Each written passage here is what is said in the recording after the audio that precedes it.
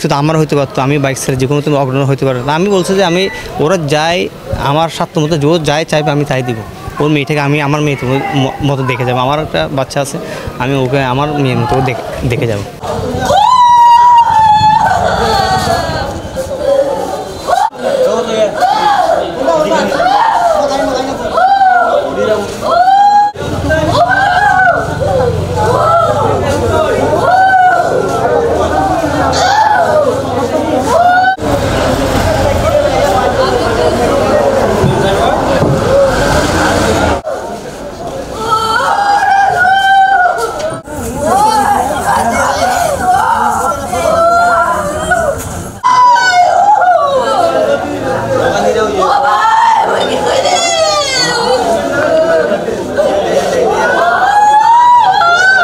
আমি তো নজাইলাম আজিয়া প্রায় 3 মাস পর্যন্ত এর চৌরি করার বাইফুটরে চৌরি করলাম তো চৌরি হইলাম দে চৌরি নবর চৌরিয়া ছাড়ি দিয়ে আই যাব এগুলো মানা করলাম দে আজিয়া কি যেটা আই নজানি 8টা বাজে খর ভাই দা আরা ওতে এনেকে ফলা ফলা এখন মালিকেতে নখ মালিকও শোনা আর জন হয়ে দিয়ে দে মোবাইলত না ফলাম না এত মন ফালে সাংবাদ পারা এদিকে ফুয়াগো চৌরি ঘরে ফুয়াইবা কি আইয়া কই না খবর মালিক দেয় মালিক তো খবর নহয় শুধু এই চৌরি ইয়াং গইতো গেছে সঙ্গে লই যাইতো দোয়ানে পানি বোতল লই যাইতো দোয়ানে দিত।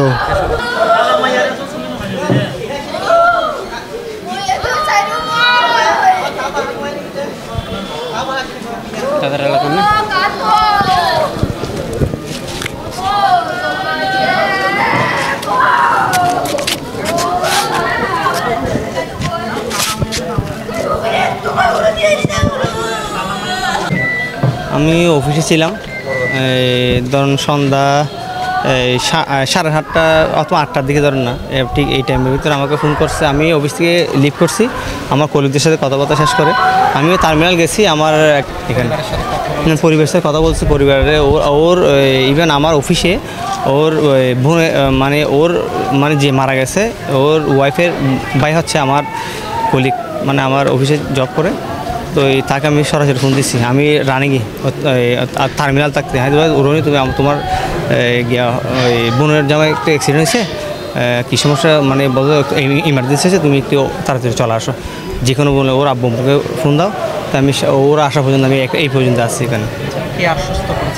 আমি আশ্বস্ত বলছি আমার মানে একটা দুর্ঘটনা তো সবার হতে পারে।